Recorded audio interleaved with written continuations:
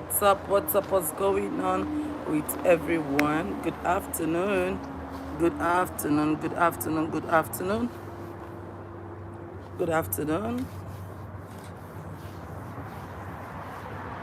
Good afternoon.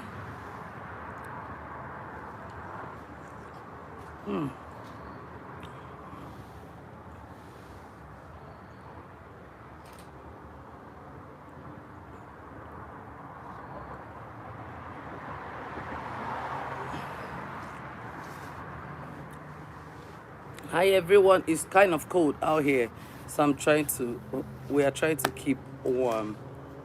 How are you all doing?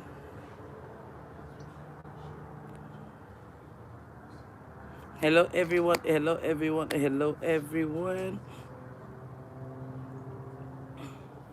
Okay, I'm waiting to see how many people is gonna come on. Then we'll start. Come on, come on, come on, come on.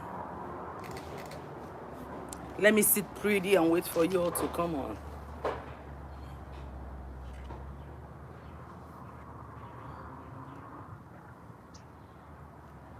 Hi, thank you for joining us.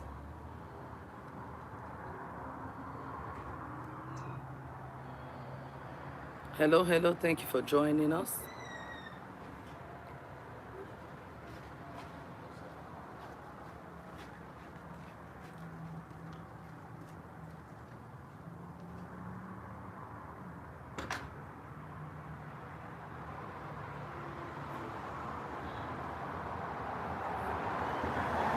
Hi, hi, hi, hi, hi. Thank you for joining us.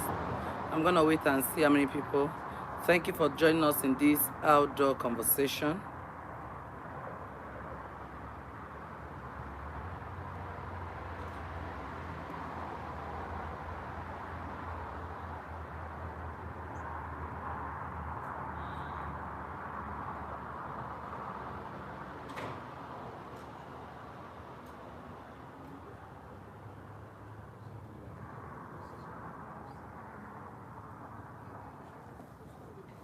Hi, hi, hi.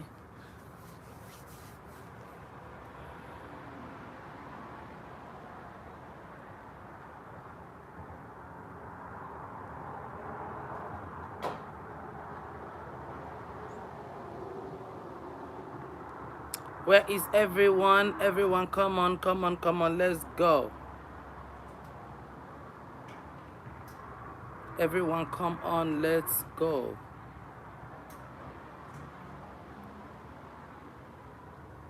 Thank you for joining us. How are you? Hello, everyone. Thank you for joining us.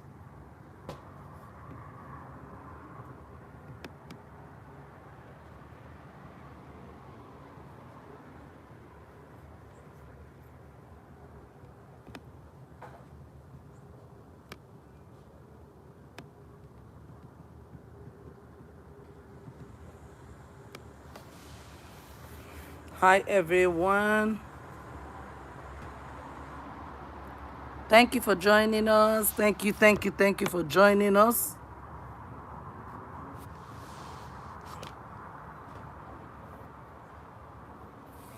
Thank you for the likes. Thank you for the shares. Thank you for joining us.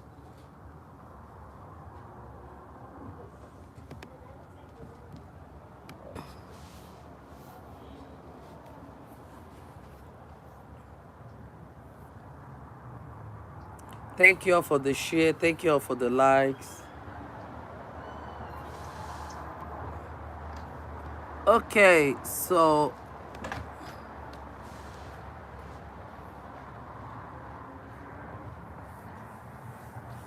so to go straight to the point, um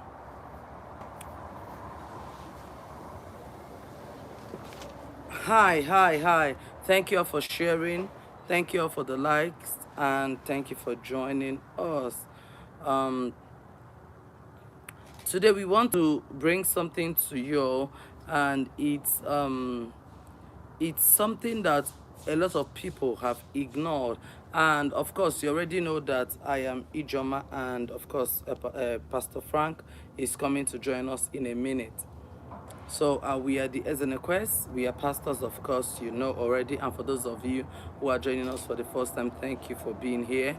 And in this particular section, on Mondays, we usually come out to speak on relationships, you know, issues of life and marital concerns that a lot of people usually have, and things that a lot of people actually ignore.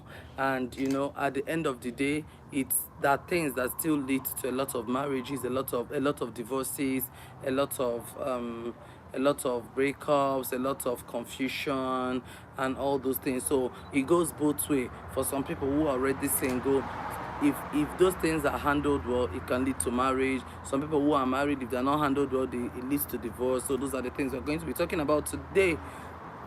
But in this segment, we are going to be talking about questions you must ask. Like, you must know these things. If you don't know them, if you haven't asked these questions, if those questions are not yet cleared, please do not go into that marriage. And if you followed us for a while, you know that here we keep it so real. You know, we keep it so super real. I share my personal experience, my journey with marriage, and also Dr. Frank also shares his personal experience and his journey with relationships, of course. So we've had first-hand information, experiences, and him being a man, you know, as some people will say, he's broken a lot of hearts, you know. So, Pastor Frank, I hope you didn't hear me. So, him being a man, he has broken a lot of hearts, and you know, so Pastor Frank said no. So these are the reasons why he comes in from a man's perspective and I come in from a woman's perspective on things that people do not expect that happens. And the reasons why most of these things happens are because of these questions that are unasked.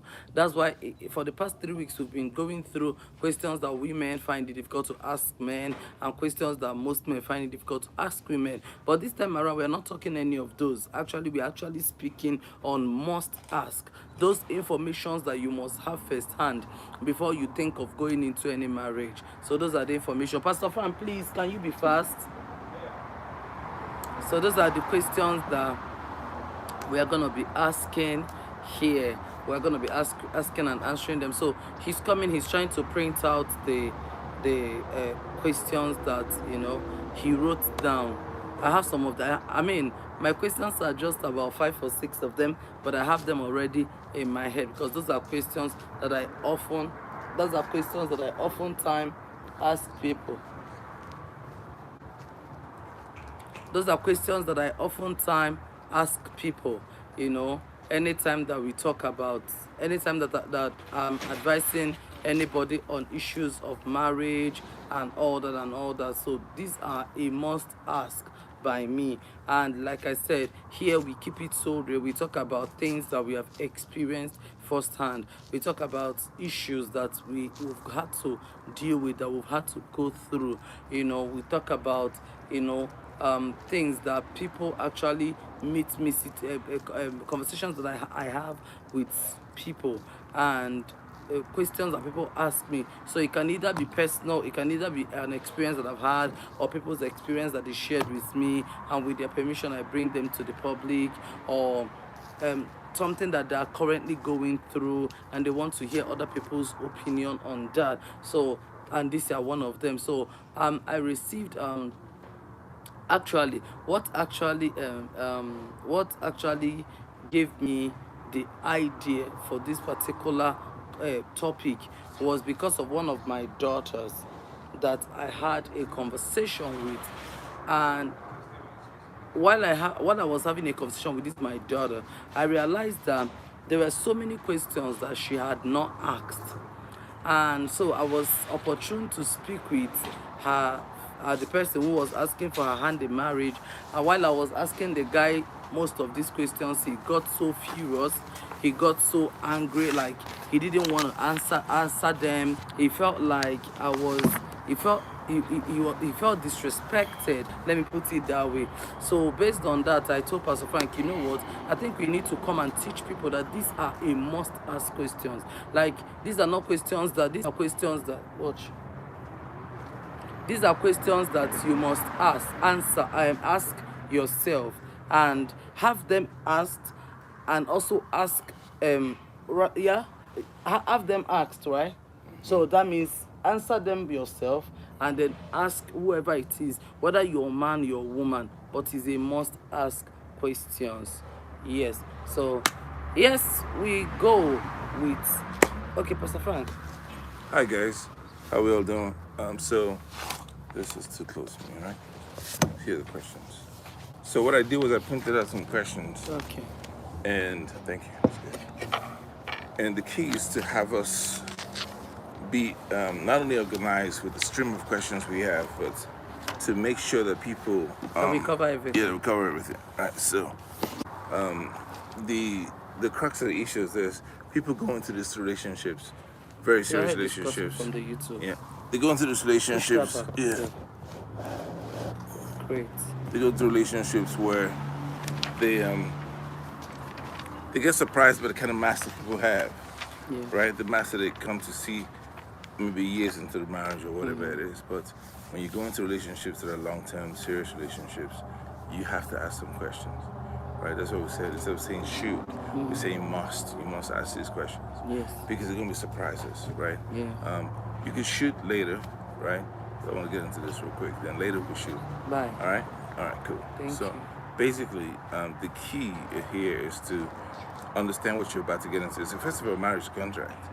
So I want to start with relationships first, so you get too deep. You know, marriage is a contract. So you want to make sure that the basics are taken care of. Oftentimes, we think about people's backgrounds and where they're from. All those things don't really matter when it comes down to it. Yeah. It's the individual that matters, because you might have 7 brothers that are great, but you married the F-boy, right? You have 6 sisters that are nice, and you married one that's not so nice. So the key is this. The first question you should ask is, are you married? That's the key, the truth. You know, some people might be married in the middle of something, not divorced, quite separated. So ask that first question, are you married? Right? And then see how that gets tackled first, because it might be complicated. So you have to start with the first question, the basic, the most simple question. Are you married? Right? As simple as that sounds, a lot of people don't ask that question. They just assume that they meet a guy. Right. The guy is single because the guy came to ask them out and he did not have a ring in his hand.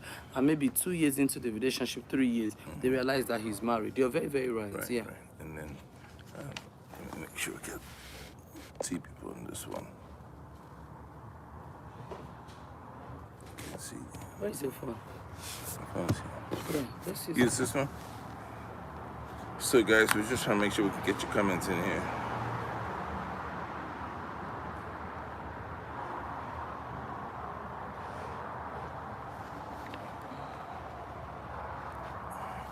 So the second question I think is, are you seeing someone? That's you should handle that question. Are you seeing someone?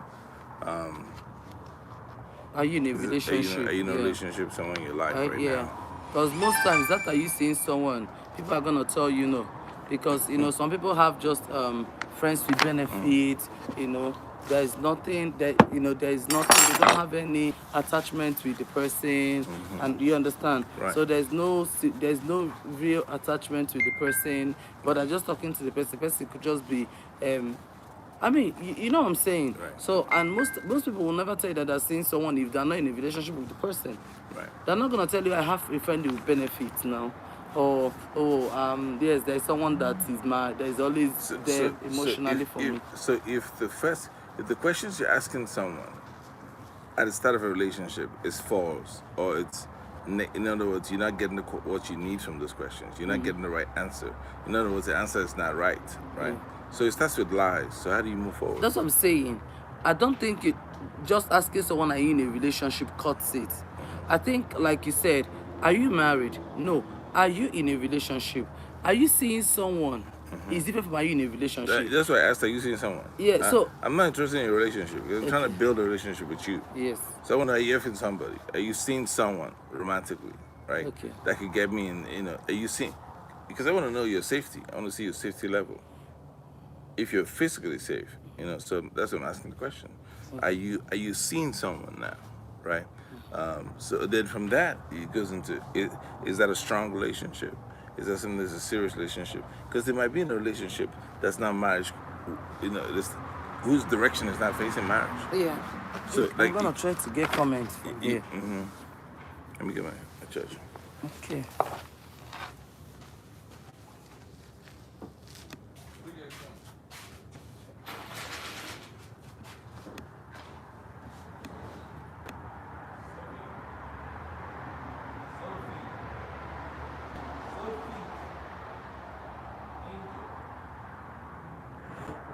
Hey, Onyinye. Okay, there are no comments here.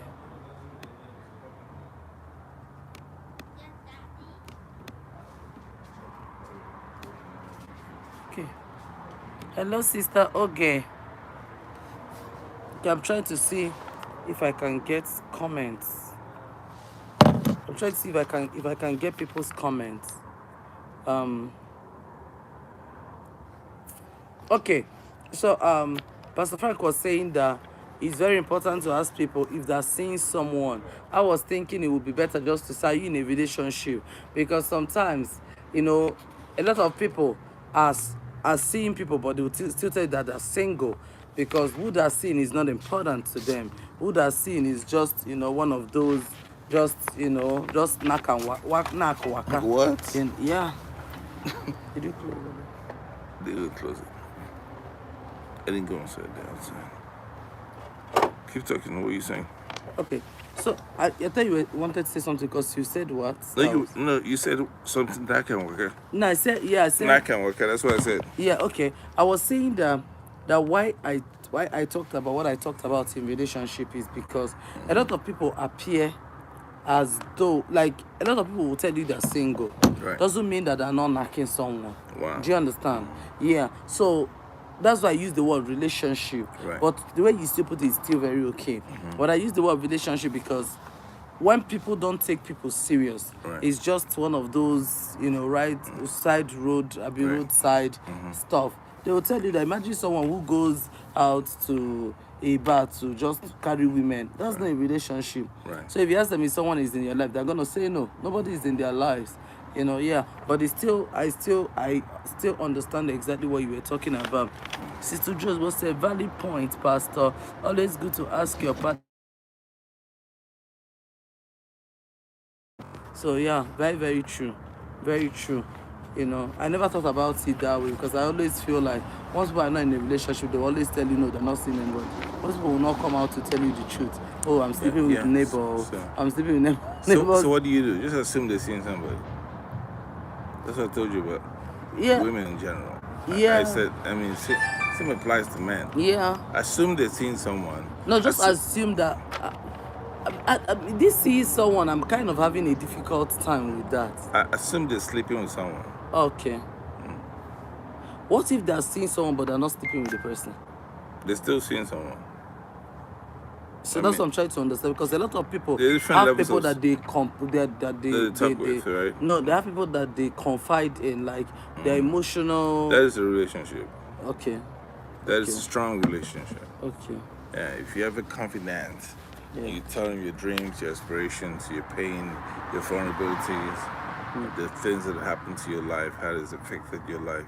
That person, you're in a strong relationship. Okay. You see, that's what I'm trying to understand, because you know these things better.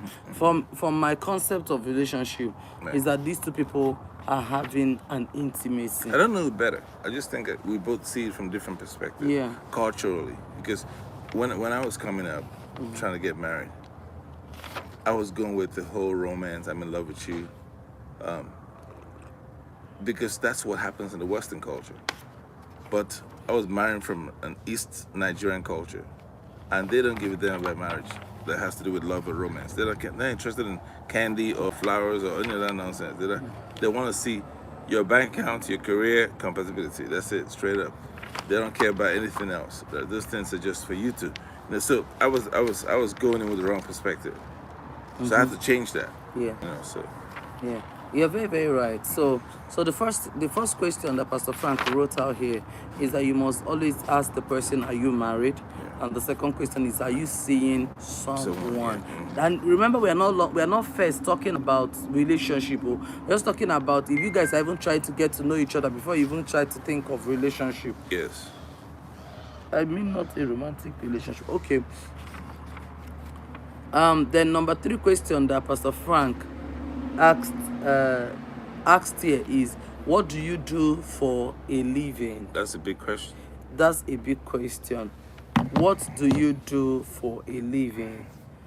Because it's very important that you understand what the person does. For a lot of people have been in a relationship, they can't really tell. They'll tell you the guy is a business guy. Business in what? They don't know. They'll say, oh, anything. Do you understand? And they don't know that this person is actually just hiding under the covering of, I'm a business guy, and doing some other shady things. And then when trouble bursts, they'll be like, oh, they didn't know. So it's very important to ask it very, very pointedly. What do you do for a living? Oh, I'm a businessman. Business in what? What do you deal on? What are the many businesses you do? Yeah, they're very, very important. How do you make money? How do you make money? Period. How do you pay the rent or the mortgage? Yeah, exactly. Because sometimes, like when I met Pastor Frank, he had this job. I mean, he's a college professor. For most of you that know, that's college professor means a university professor. So when I met him as a college professor, but that was what I thought he was. But he wasn't actually a teacher. That was just his job, but that wasn't who he was. So, but when we engaged in conversation, I realized that he's more of a businessman than any other thing. You see what I'm saying? So that's why it's very important to understand that it's very important to know what exactly. Okay, this was his profession, Right. but that wasn't his career. Right. It was just his profession. So that was, I realized that in fact he just does that on 20%. 80% he was actually someone completely opposite Different. of Yeah. who he was showing people he was. Right. So it's very important that you understand who the person that you're dealing with actually is. What are the things that the person even, in fact, I even asked Pastor Frank to the point I asked him, what do you have potential of doing? Right. Then I realized that, first of all, he's somebody who cannot do anything illegal. He's someone who cannot do anything illegal. So, and I was happy about it. But on the other hand, he was a business guy, and I'm like, businessman. I do unethical things sometimes, but I don't do anything illegal. Yeah, unethical thing is not illegal thing. Yeah, unethical thing is that you can go out of character to just take care of your family. Yes. So that's unethical. But an illegal thing is that you get in trouble. Right. That's a complete different situation. Yeah. So it's very important to ask about what the person does for a living. Understand it. Right. Like understand it. Right. Understand if it's something that you're not going to be proud of. It's something that leave it. Not tomorrow. There will be some issues. And then another question that Pastor Frank wrote that you must ask the person. Remember, in this situation, we're still talking about on the basis of not even into a relationship yet. So you ask the person, why not? You ask the person, how tall are you? Okay. This question. No, wait. Leave that question. Leave that particular. Leave that one. Leave that one. Make I talk. See the problem. Leave that one. That one will come as a complete package. Okay, see, hold on. There's some questions here that from my channel. There's something here that I rated we can't talk about because we're pastors, right? But on my channel, I'm going in on Franq.com. So just to let you know. Yeah, just sign into his channel. Franq.com. Franq with a Q. Franq.com, Franq with subscribe a Q. ASAP, hurry. So because the X-ray is going to be over there. But here at church, we keep it clean. Because PG-13, all right? So, yeah. So she's trying to stop me from talking. She's trying to send something. You see, I'm dressed. I came to kill today. But she's trying to send something. It's not going to work. Okay. So how tall are you? Try to find out. Yeah, how tall are you? That's been a big argument. Pastor, in her mind, she thinks I'm 5'7". I said, think you're 5'7". Those that know my height, I've enjoyed it. I don't go fight with you. I've been over 6 feet for 50 years. So if you want to do 40 years. But she, the perception of your height is not what your height is. You know how you see big ladies, and they're tall, but they're not really that But when you tall. now go and measure them, they're like 5'7". A Yeah, lot of but people, their weight kind of yeah, makes them because some tall, people man. can tell you I'm 6 feet, I'm 6'2", but when you actually come around, you see that that's not really there at all. Right. So make sure that you have the right height. The right height. Yeah, because I've seen people that There's said, there's "Oh, audio he height. lied There's to me." audio height. When I now saw him, and I saw that he was short. You don't want There's those audio height. surprises. I call that Tell audio them height. straight up, go Yeah. and measure yourself. Measure yourself all It's- around. All around, everything. Measure everything. You see how we are saying this thing, and it's very simple. It sounds Right. very simple, Yeah. but these are actually major issues in marriage. These are major issues. Try to find out how tall the person is. And another question you must ask the person. This question will not come in Not here. coming now, yeah. Another question you must ask the person is the person's religious Beliefs. perspectives, beliefs. Some people tell you I believe in God, but their perspection will let you know what they truly believe in. I was speaking to one of my daughters today, and she was telling me that the person that wants to marry her, the person believes in God. And I asked her, did you ask the person if he's born What again? God? Wait, I said, did you ask the person if he's born again? Right. And she said, yes, I asked him. I asked him if he loves God, and he told her, I love God even more than some pastors. I say that is a problem right there. I say if people throw shades, anybody who truly loves God understands what the word of God says will never throw shade to a man of God. I say that is a problem right there. You understand? Because I've been with this person that prays fast, but the person is very disrespectful to men of God. And I know so many times that God spoke to me concerning that situation. Right. Do you understand what I'm saying? Is it trying to rain?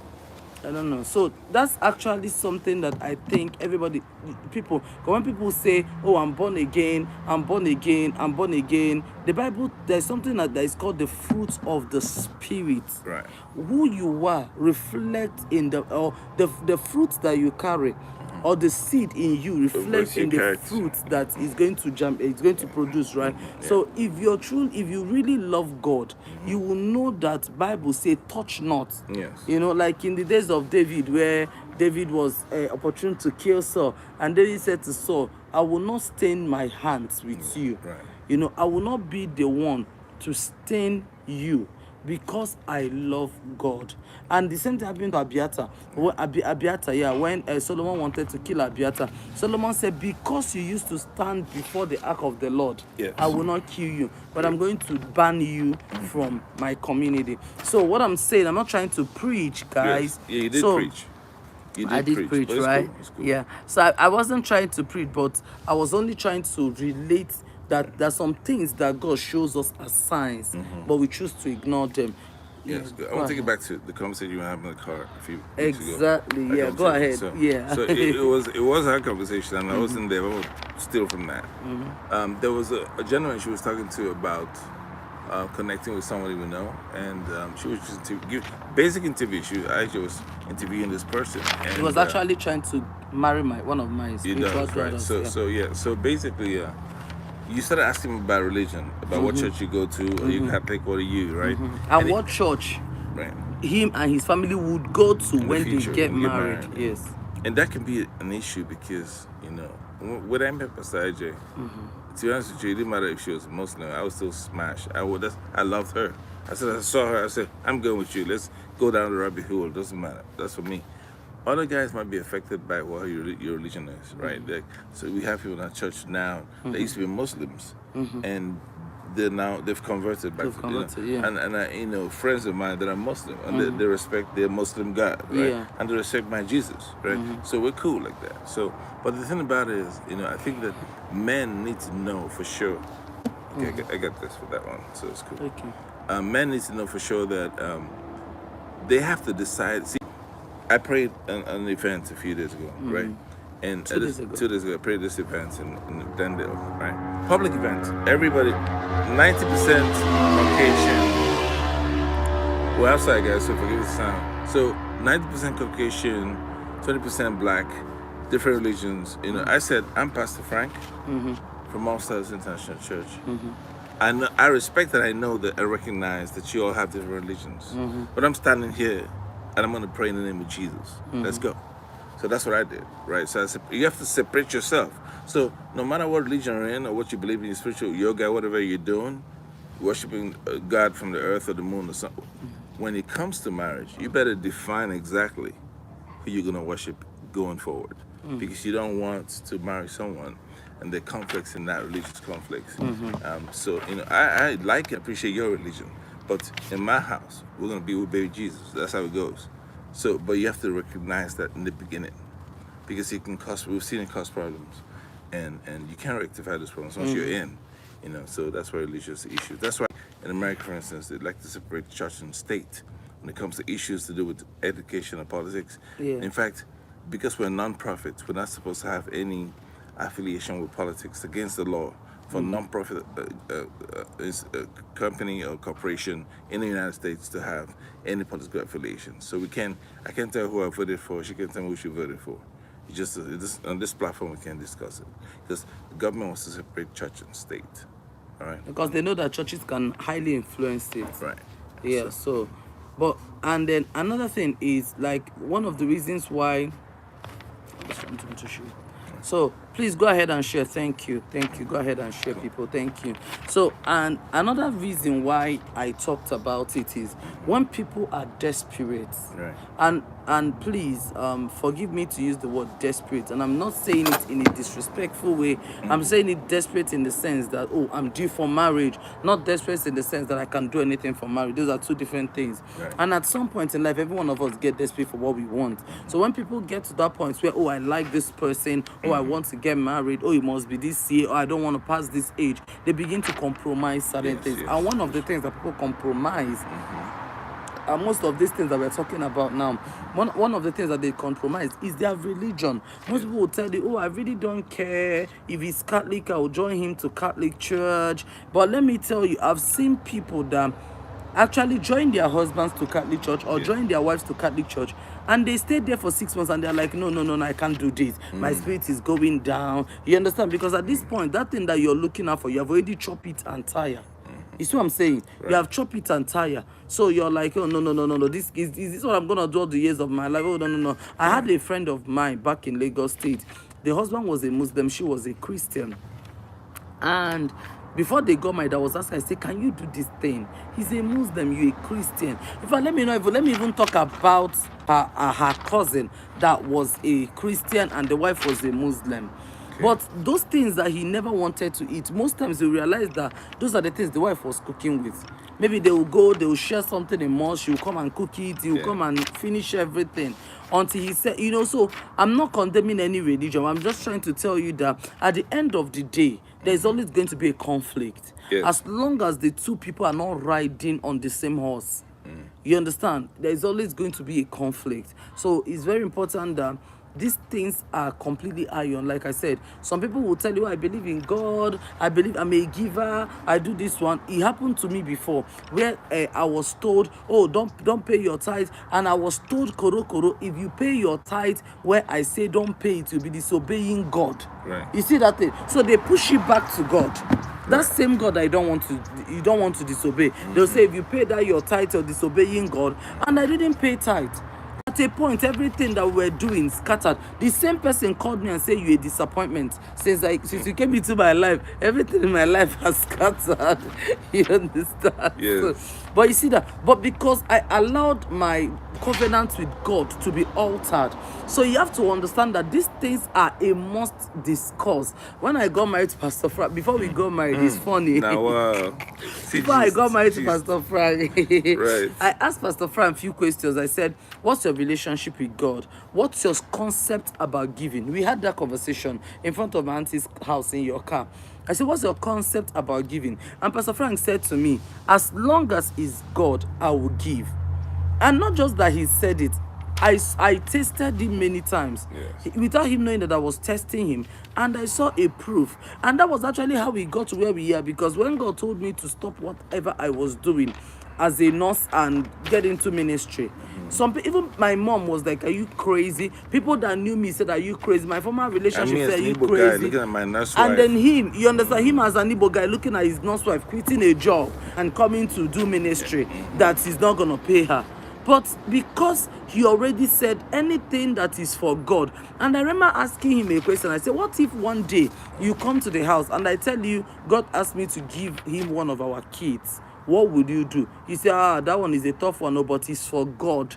And like I said, I've tried him. I and Pastor Frank, we have given properties to God. We have given our last to God. We have given we have given to God without any expectation, without any hope. And at the end of the day, God came through for us. But if we did not have that conversation, he may not really understand. So we had that conversation. We saw that we were on the same page. He saw that we are the same page, right? Page, okay. So it's very important that these things are discussed. Let both of you understand your religious background. Right. I understood that Pastor Frank came from okay, let me leave that one. So, but we had to understand our religious background and all those things, and we agreed. It doesn't mean that the person, because you're not on the same page as the person according to religion, does not mean that the person is a bad person. No, but so you will be aware of what you're accepting. Right. There are people that like traditional things. I was not brought up with traditional things. Right. You understand? Even though yes, I came from a traditional ruling family, and he also did the same way. But I was not brought up with traditional things. He was not brought up with traditional things. So, like for example, all my life I've never attended village meetings. Never. Even as a married woman. You understand? I've never attended village meetings. So it was not something I was brought up with. And him on his own side is something that they've tried to pull him before. But it's not maybe he has attended like once or twice. Yes. So it's still not something that he's used to. So we already know that nobody is coming to knock at our door and say, call for village meeting. It's not coming from me, and I don't know if it's gonna come from me. So we are, but there's some people that will say you must go to our village meeting. I must go to our village meeting, and it could cause problem. Right. So religion we're talking about is not just your Christianity. Also understand your cultural differences. Understand. Try and see if you and this person are on the same page as far as culture. Right. Something happened to I and Pastor Frank, which, if not the way he handled it, it would have caused problem in our marriage, but thank God he handled it very well. Let me say now, it's not something bad. Okay. So when we got married, I came from a background that fast a lot. So when we got married, he did not I have fasting today, tomorrow. Yeah. Tomorrow. And I did fast on Sunday. Yeah. So, I mean, see my body, thank God I fast, because I would have been much fatter than this. Yeah. So hey love, Sister Fee. So I came from that's my friend, it's for me, Dika. So I came from a family of I came from a fasting family, right. A very strong praying family. He also did the same thing. But Okole Bajewalo, I know you don't know what that means. That's why I spoke it in English. I went crazy and walked away. You went crazy and stepped out. Yeah, went crazy, but it's more like you be like someone who became followed. I became an outlaw. Yeah, exactly. Like in that movie, they had it fall. Like a prodigal son. Right. He became prodigal. He became prodigal with his religious with his Christian life. I always loved God. He's always loved God, but he still became prodigal. So by the time I met with him, he really didn't know how to fast. I had repented though. Yeah, he had repented, but he was still not into that fasting and all those things. Of course, he was born again at the time we met, and all those things. He already was in his journey with Christ and all those things, If he said, I'm from a very strong fasting family, she remember those days in school. I'm telling you, everything for me is fasting, prayer. So she fasts all the time now. Even our baby fasted in her stomach. Now the baby doesn't want to eat too much. So when I got married to Pastor Frank, and I'll just wake up randomly and say, babe, we gotta fast. So it's like what? So you see, it was almost a problem. He had to go and report me to someone that he trusted, I trusted. That person is like his father, like his second father-in-law. Let me put it that way. Yeah. So he went and reported me to him, and he said, see, this marriage has only been 6 months, but every month we were doing 3 days dry. Every month, he said, the number of fasting I've done in this marriage is more than the number of fasting I've done in my past 40 years. And the guy called me and said, do you want to lose this young man? I said, why? He said, he's fasting too much. How can you give him such a fast? I said, but I'm fasting also. Is it not for him I'm fasting? But then I quickly remember, and then he said something to me. Remember that you people are not from the same background. Remember, you people don't have the same family. Remember, you people don't have the same understanding. And it quickly dawned on me that, you can be trying to save someone and actually destroy what you're building. So I had to call my husband. I say, babe, let's talk about this. What can you do? How can you do it? And he told me. And see, since that time, even when I'm fasting and he's eating in front of me, I'll just ask him, really? And I'll just walk my way. It does not affect. It does not affect food. It's about just. It does not affect anything I'm doing. But and those basic ones, like church is fasting, he will fast. But those my excess fasting, I don't even involve me in. I just go my way. I don't do those. I just go my way. But normal church fasting, I don't hate it. I just think I have a different philosophy when it comes to fasting. Yes. I'm not going to talk about it now because it might get us in trouble. Yeah. So that's just the thing. It's just not like he doesn't fast, but he's still not like me. Like me, I wake up every day. Sometimes I have to remind myself, oh, you're not fasting today. Eat at 12. I think sometimes people forget that God doesn't have to answer your prayer. I know why people can't get there into their score. Like, you can pray and God chooses not to answer. Yeah. He does answer prayers. Yeah. But it's not every answer every prayer is gonna answer. Of course. I believe that everybody who is a mature Christian knows that sometimes God wants you to figure it out. When Jesus He wants you prayed to the cross, figure it out. Yeah. Jesus prayed at the cross, God did not answer. God knew he had to die, so for our sins. So God doesn't always answer prayers. It took me a while to understand that. Yeah. And once I understood that, I was like, okay, God, this fasting, we ain't doing it, man. Because I know how you feel about this thing. I'm not going to get the Lambo this month. I'll get it next month. I understand. Yeah. So, like I said, it's not like he's not saying that he doesn't fast, though. He's just saying that he has a different kind of understanding and relationship.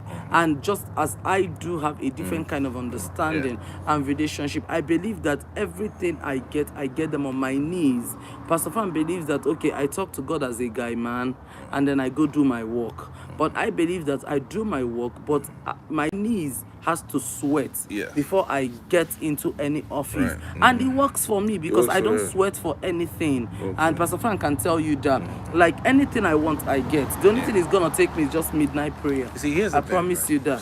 See, in our lives, this prayer happening even now. I'm texting to get ready for 3 o'clock prayer. Yeah. So prayers are happening constantly. Yes. And I'm still trying to understand the 24 hours concept of prayer. Exactly. So here's the thing. There's something Pastor J knows that I don't know yet, right? Let me explain what I mean. So I do pray, but there's some things that she, like for instance, I'll pray at 3 o'clock in the morning, I'll come outside and pray. On that is I'll command, bring angels and harvest angels. I'll do some very serious prayers, right? But she does prayers constantly, and they're all serious prayers. Yeah. Okay, see, most of the prayers she does is not even recorded. It's not online. It's not on Zoom. It's not on Facebook. It's not on YouTube. It's offline. Yeah. So on top of what you guys already know about. So I realized that although God hasn't told me, there is a mystery to prayer. Yeah. She explained to me like it's like a bank account. The more you pray, it fills up the account. When you start spending, people think you're balling out of control. Yes. But you stacked up your prayers. Yes. It seems to be that's how she prays. Me, I pray with a prepaid account. I come in, I'm like, okay. Cash in and cash out. Pastor Frank is a businessman everywhere. Cash in and cash out. She stacks her prayer up. Yeah. So her prayer account is so full. Mine is recycled every day. Amen. You know what I'm saying? I'm trying to get it to, there's nothing, see, whatever I eat's got to cover my system. I ain't sleeping with no fat in my body. So that's how it is with prayer. I have nothing on reserve, because nothing is promised. So, I can leave in 10 minutes, you know what I'm saying? If you cannot pack your bag and leave your house with everything that means something to you in 10 minutes, then you're carrying too much weight, So I'm very fast when it comes to that. But I need to slow it down so I can start putting more prayer in reserve. Yes. You know what I'm saying? That's what she does. I believe that's the philosophy behind all of this. It's she built on the fortitude of the foundation of her great grandmom, and then her own, mantle and the grace that's around the kids. You know, something happened to me when before I met you. Right. And I know we've talked about that. Okay. While I was still in a relationship, Right. I was going through so much at the time, Right. you know, that there was this prayer I started praying unconsciously. Okay. I used to pray this prayer. I say, Father, send me a helper. Okay. I was always praying that prayer. I didn't even understand the prayer I was praying. Right. But I was always saying, Father, send me a helper. Father, send me a helper. Father, send me a helper. And let me say this thing. I'm not saying it's good, but I don't know if it's good or it's bad. But I'm telling you my experience. Right. So I would always pray this prayer. And this particular time, I went to a fellowship, and somebody was raising prayer points about divine helper. And I was praying that prayer, Father, send me a divine helper. So a day I received a prophecy. God is sending you a divine helper. I was going to an Anglican church, and we went for I was in this I was in the prayer team in the Anglican church in Houston. And while we were that day, I received a prophecy from the prayer line that I was one that preached. I was one that did praise and worship and preached that day. And the prophecy came and said, while I was singing, that God said He was sending me a helper. Right. But I didn't know what that meant. I didn't even know what I was praying. Just like what you said, stacking up in your bank account. So that same day, in fact, I was still on that prayer line. Or either I was still on that prayer line, or after the prayer line, I had a breakout in my relationship. That it was that night I drove out and never came back to you today. Do you understand? What? So you see you see what you're saying about stacking up prayers. So after that, 2 weeks after, somebody called me and said, I was praying, and God said I should tell you that there is a prayer you prayed. God send me a helper. I am sending you a helper. But I was thinking that we are talking about sending me a helper in the area of job that I was looking for that time. I didn't even understand what it was. When I came to when I wanted to move to California, my twin sister gave me that prophecy. God said He's sending you a helper. When I got to California, Ijoma Ibunkonya gave me that same prophecy. God said He's sending you a helper. Ijoma gave me that prophecy 2 weeks before I met you. Okay. When I met you, somebody gave me a prophecy and said, just randomly in the church, we were praying, and the person said to me, Sister IJ, God said, I've sent you a helper, don't send him away. So now the prophecy changed from I'm sending you a helper to I've sent you a helper. And I wasn't even thinking it was you. Right. Do you understand? Yeah. So there's some things that, but I didn't know that what God was talking about was in the area of ministry. Now, when I think about it, I remember things that I had to go through just to keep up ministry, just to keep up going to church, and all those things. So there's some things that you're asking God for, even without having an understanding, that they go before you, they go ahead of you, way ahead of you, and wait for you. I remember those days in school. I told a friend of mine and her husband slept at my place in Oka. I've told you about, I think you've spoken to her before. She spent a night with her husband in our house at Oka. And that night, I was praying my normal midnight prayer. Right. And God said to me, this marriage will not last past 5 years. I said, God forbid. So that night, I couldn't rest. In the morning, I was praying I woke the whole family off our 5 a.m. devotion. And I kept hearing that. Now, this friend of mine didn't know I was a prophet. She didn't know. And most of my friends don't know. I just tell them, oh, I had a dream. So I told this friend of mine, I said, I had a dream that is disturbing in the night. But you don't want to be prophecy. The more you say it, the more things start coming out. Yes. So I just started telling her of the dream that I had. And I started telling her the things that God was saying to me. And I started describing even her husband's house in Spain. Right. And I was describing so many things to her.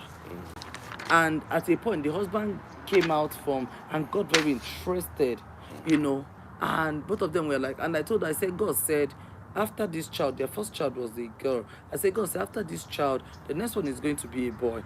The next one is going to be a girl, but that girl was the first child, a girl, a boy.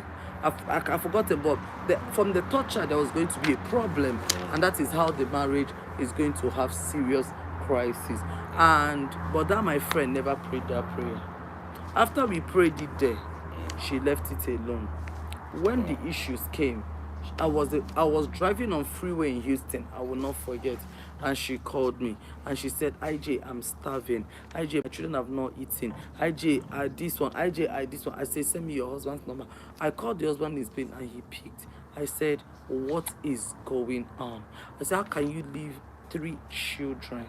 How can you do this? And he told long story. I said, sir, after the long story, what is going to happen to this girl? He said, but you said it now. He was the one I said, but you said it now. He said, Father, how did you even know? I said, your wife called me. Please, let's amend this thing. And he started saying all sorts of things. But the bottom line for this conversation is this. There's some prayers that you pray and you stack them up. Yeah. And there's some prayers that you don't pray and you still stack them up. Tomorrow, you have to go and pray that prayer. And the ones that you have already prayed tomorrow can become a prevention to things that would have happened. So that religious belief is very important. Someone I know,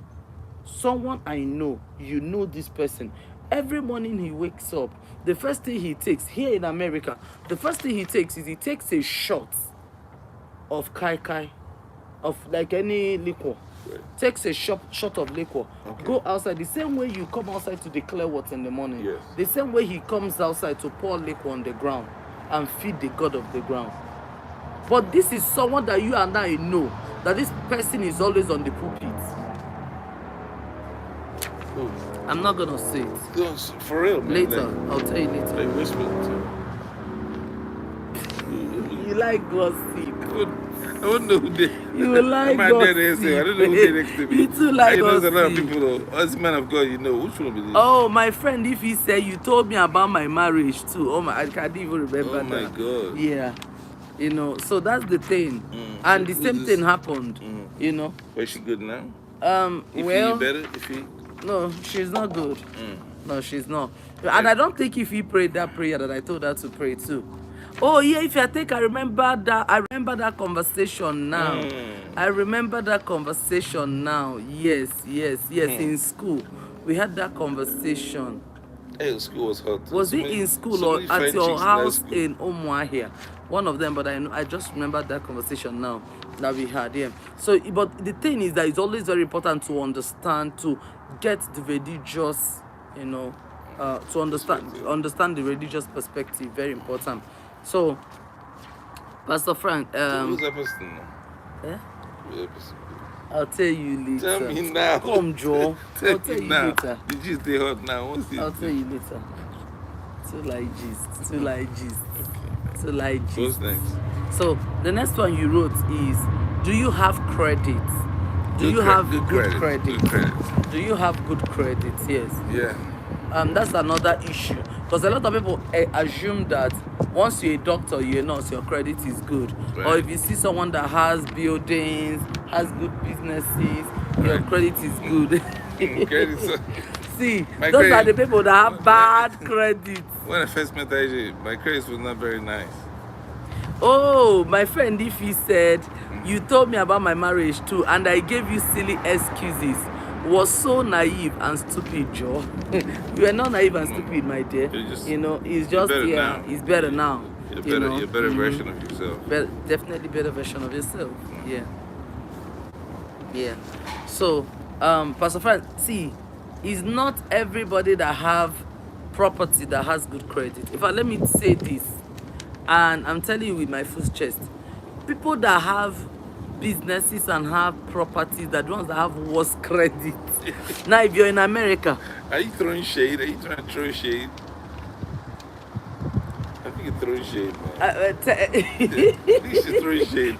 I remember when my credit passed IJ's credit. She almost cut her neck. Let me tell you guys. Let me try yourself. See, my credit. See, because that's because for this marriage, her credit is 700, right? No, my credit was never. It was way more than that. Okay, she was by 740.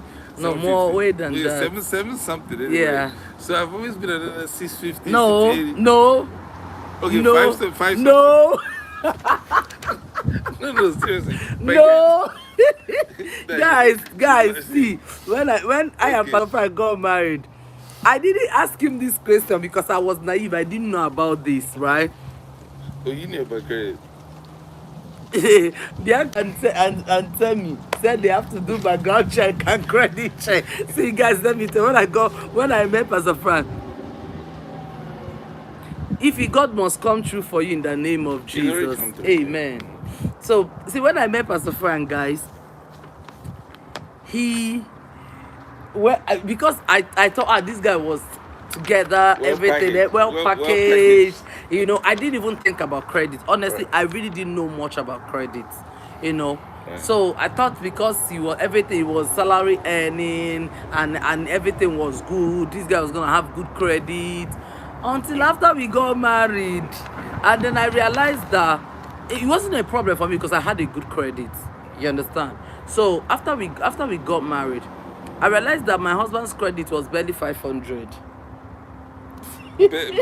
Barely. Like they Well, first of all, I had students loan, so I had like. exactly. That's what I wanted to explain. It's not because he was Ofogul. It's not because he was. I have no credit cards. Yeah, it wasn't No, because I use credit he was cards. a nuisance or anything. No, It was it's just because, first of all, he had a lot of properties that, you know, because when you pull and you put, that's why I say a lot of businessmen don't have good credit. I'm telling you, a lot of businessmen don't have good. A lot of business women don't have good Let me jump in there real credit. quick.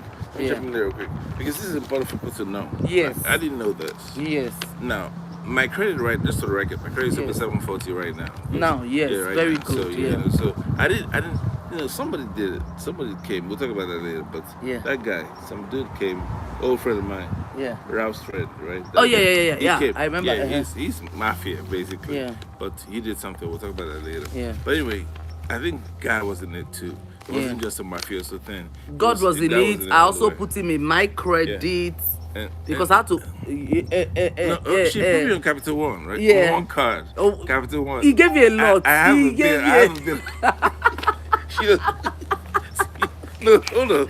I gave Pastor This Frank guy- my credit, and I made him let me to talk start about this. paying for I the haven't credit. seen- This guy, I haven't seen the guy before. I haven't. See, guys, I put Pastor Frank on my card, My name is on this card. and then I was holding the two I cards. haven't spent anything. She What are wasn't- you spending my so card she wants for? to help my credit, right? But she did 419 on my name. Got a card, took the two cards, put it In my purse, and I was making him pay for the first of all, credit. she has about 50 different purses. I don't mean designer, I mean like small ones. The over the house. You can never tell where her card is, right? The only card I have, I gave her back her card. No, he has the only card he has is what he uses to pay money to my account. It's only inside, it doesn't come out. The money doesn't draw, the card doesn't draw anything out.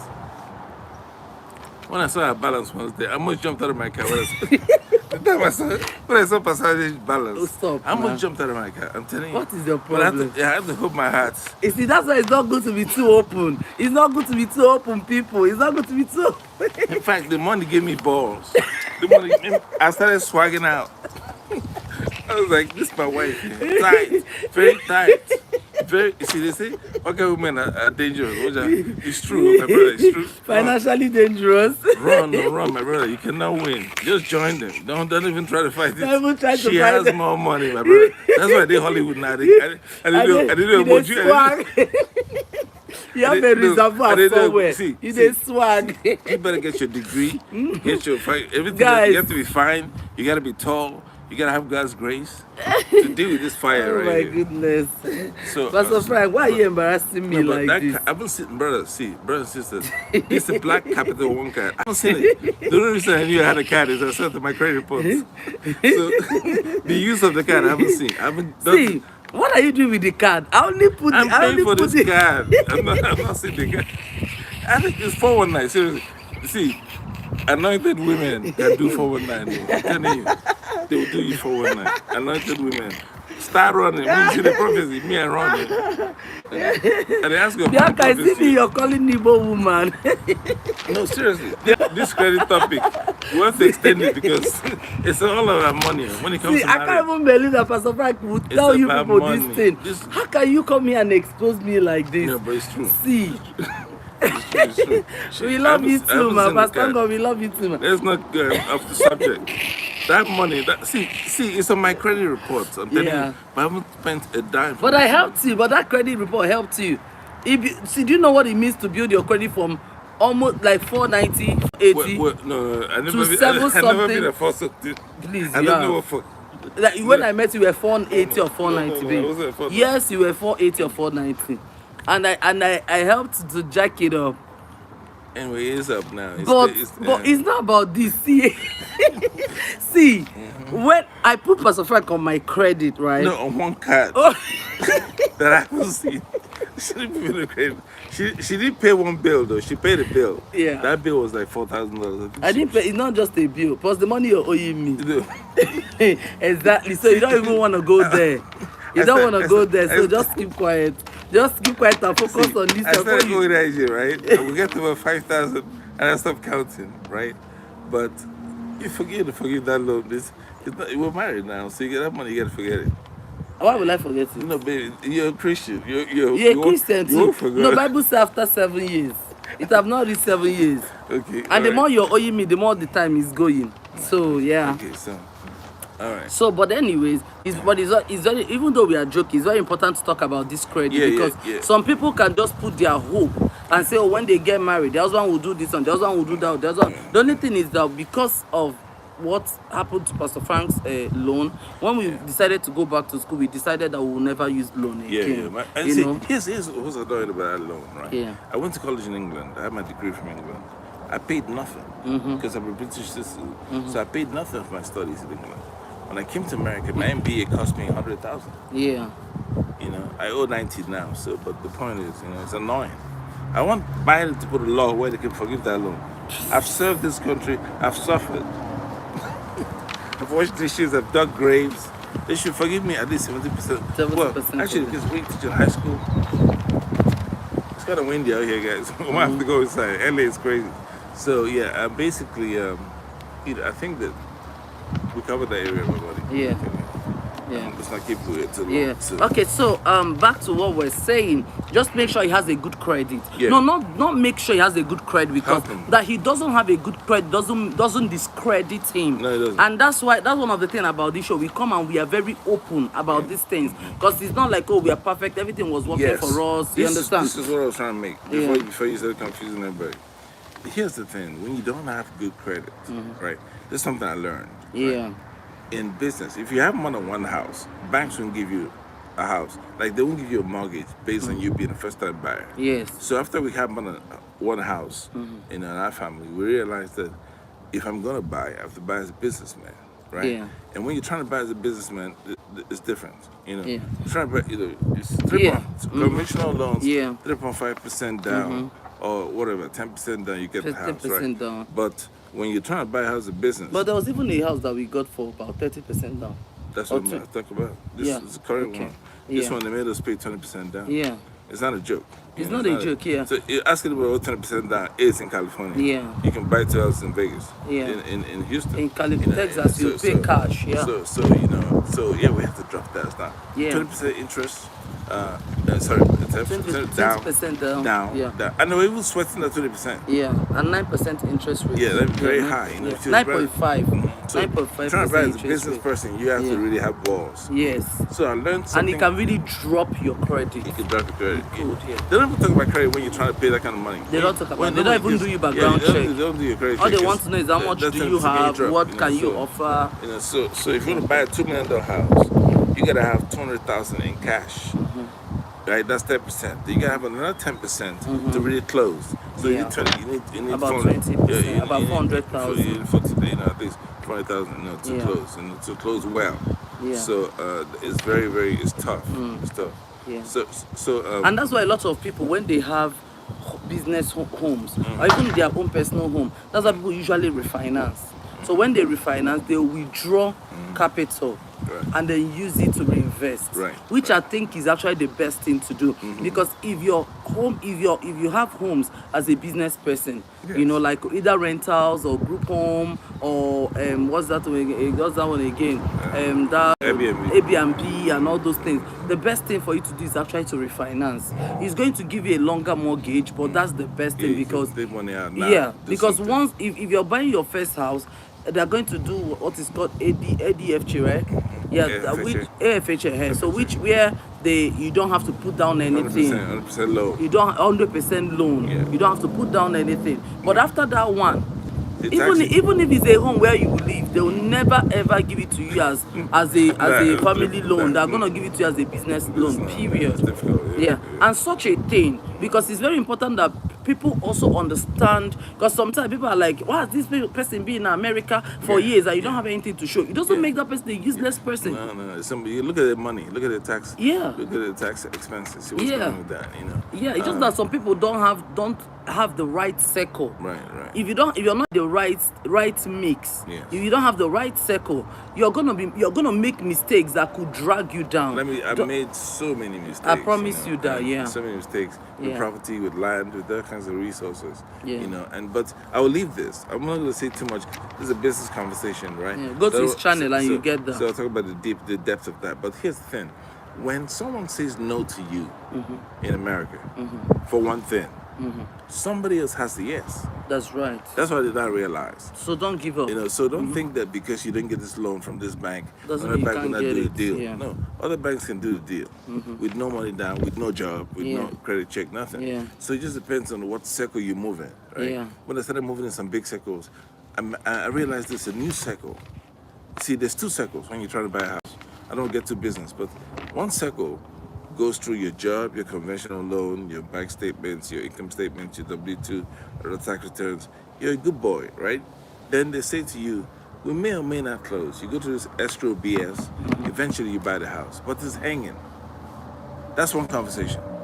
But I realized that after the last couple of deals we've done, I've gone into a different conversation, which is, we will close. Period. We're gonna close. And we'll close in 3 days. How We'll close much in does 1 it week. take to close? That's Let's right. close. Yeah. And that was a whole different conversation. That's Yeah. what millionaires do. Yeah. Millionaires don't wait around to see what credit check is. Yeah. Who's going to be cool. Millionaires do a different thing. So it's a mirror language you got to learn if you really want to push forward. You could be here, look at a house in Maryland, over a cup of coffee. It's okay. What do we need to close? Let's bring a team together. And guys will close. They will close while you're still waiting and praying.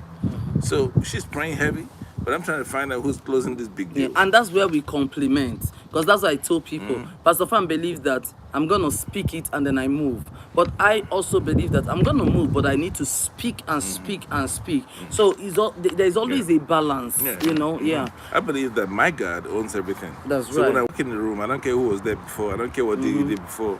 I'm coming with fire. I'm coming to take over. So that's where I believe my Jesus walks. Yeah. You know, so you walk the way your Jesus walks. My walk's different. You know what I'm saying? So yeah. But you know, the crazy thing is that most times when you want to teach people these things, they think you're bragging. No, But they don't understand that there is nothing to brag about. Yeah, see. But the thing is, yeah, everybody has to come together Right. and see what works. See. And what works. we're having a small conference getaway, right? In Vegas. For us in Vegas next week. Next week. Yeah. But before Pastor Jan and I became pastors, we used to hit Vegas all the time. Yeah. So this is nothing new. We Yeah. used to hit Vegas all the time. So we're just trying to get you over there to talk to you about money. That's it. You've been praying all this time. Let's talk about this money.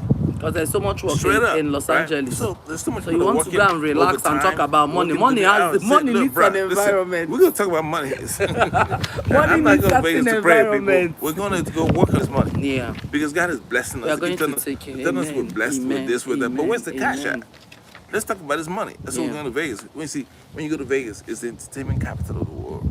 Yeah. When you go there, man, it's not that Vegas is off the hook, but it is. It is, people. You know, you can drive a Lambo, man. You Yeah. can be, we stay on the 28th floor of the Westgate.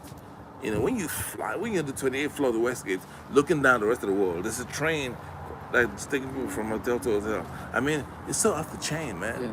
Yeah. Yeah, and it makes you think bigger. Yeah. So when you're in your room, Yeah, great. this room is not expensive. $60. a night. I'm not. We don't have to be proud. I'm telling you what the number is. It's $60 a night. Most of you can afford it. Get your butt to Vegas and have some fun. Yeah. It's creme brulee for breakfast. Yeah. No alcohol, but You know, to come in and you know, swag. a lot of people believe that These things are expensive. these things Nah, are man. expensive, but they're When we very go to Beverly cheap. Hills, Yeah. when we go to Beverly Hills to go shop, Yeah. trust me. Which is cheaper there. See, a lot of time people are like, why do you have to go to Beverly Hills to shop? But I've realized that it's cheaper in Beverly Hills than in Gardena. Yeah, I'm telling you, You understand? cheaper in It's Beverly cheaper, Hills way than cheaper there, the because Fox Hills. there in Beverly Hills Mall, celebrities don't want to come to mall to They're not- shop. they're not They even want you to shopping. bring it to their houses. They're not even So the shopping. clothes in the mall are just wasting Wasting away, cheap. So when you get there, you buy things very cheap. See, with things we bought from Beverly Hills years ago, are still rocking in our closets right now. Oh, You know what I'm saying? Ikechukwu Joseph said to someone, Yeah. we can be a couple if you are not already. That's what's up. That's Yeah. what I'm saying. Tell me, they say what is cheaper in Beverly Hills? Clothes are cheaper in Beverly Hills. Clothes. If you go to the mall, clothes are cheaper. Go to From Beverly first- Center. Yeah. Beverly Center, you know, H&M, First, you know, Zara. first experience, yeah, they're way cheaper than what we get outside. Because like the first time we went, I was telling my husband, I was like, what's our budget? And you know, but when we got there, we realized that what we used the budget to buy was way more Yeah. than what we usually use the budget to buy from regular mall. So since that time, that's it for us.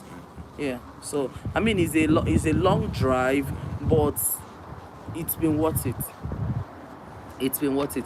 So so back to what we're saying. Let me just recap on that. Right. Just ensure that the credits are right.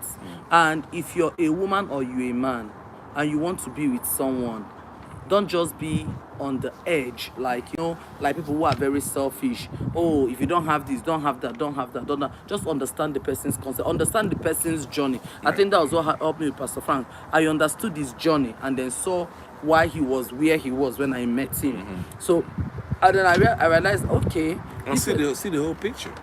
See the whole picture. Spend some time with the person. yeah, See, actually get a feel for who they really are. yeah. And not what they're telling you they are, but who they really are. Yeah. So you can always get a sense of the Amen, vibe. my love. When you hang out with them, you can get a sense of their vibe, how they behave, and in different situations, right? You know, I definitely control how much of myself I give to the world.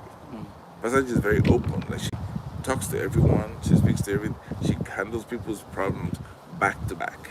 Me, when I finish working for God, I know what film I want to see on Netflix. I know what kind of, you know, coffee I want to have. I know how to chill. I know how to prepare to rest. Yeah. I know how it to does. take care of myself. It Because does. I can't be tripping, you know, I can't lose my balance, you know what I'm saying? But other people, like, we came in, as soon as we came in from church, we had to go to that place for fellowship. We came back around 11, 11:30. She just could call, right? As soon as we walked in the door, she took a call for 30 minutes before she even came out to see what to eat. Me? Nah. I'm showering, Netflix, I'm chilling, right? I'm totally laid back. I kick back all the way back.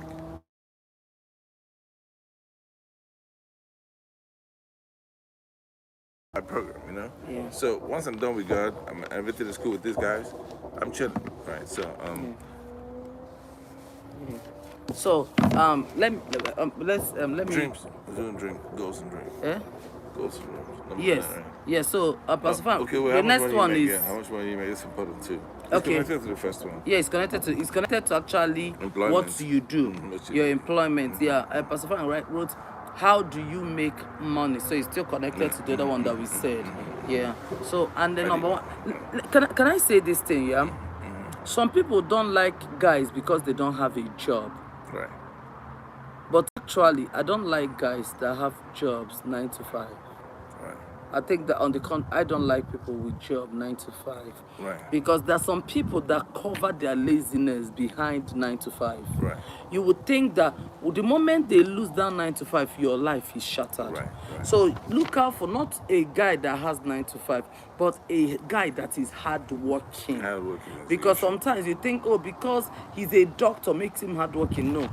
You think, oh, he's a lawyer makes him hardworking. No. You think, oh, because he's a nurse makes him hardworking. No. If that license is taken How do you away, survive? how Yeah. do you survive?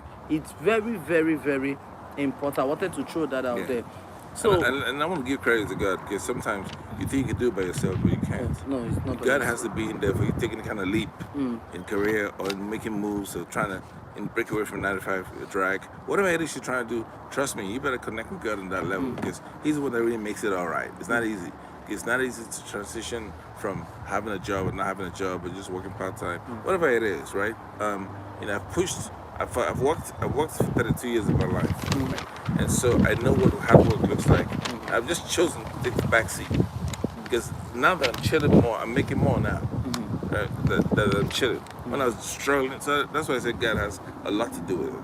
Yeah. So that rest on all sides, you must pray for that, so that the way David fought and Solomon enjoyed the grace on all sides, the rest on all sides.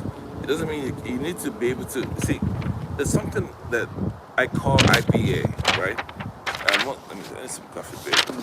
Let me see. It's called IPA, right? IPA. So it means income producing assets. Income producing assets. I'm trying to set this up. So it's called income producing assets, right? So IPA just means that you have a property or something you're doing that can make money, right? So you're not buying something just for the sake of buying it. Like, so when you buy a brand new Range Rover, right? It's sitting there in the garage.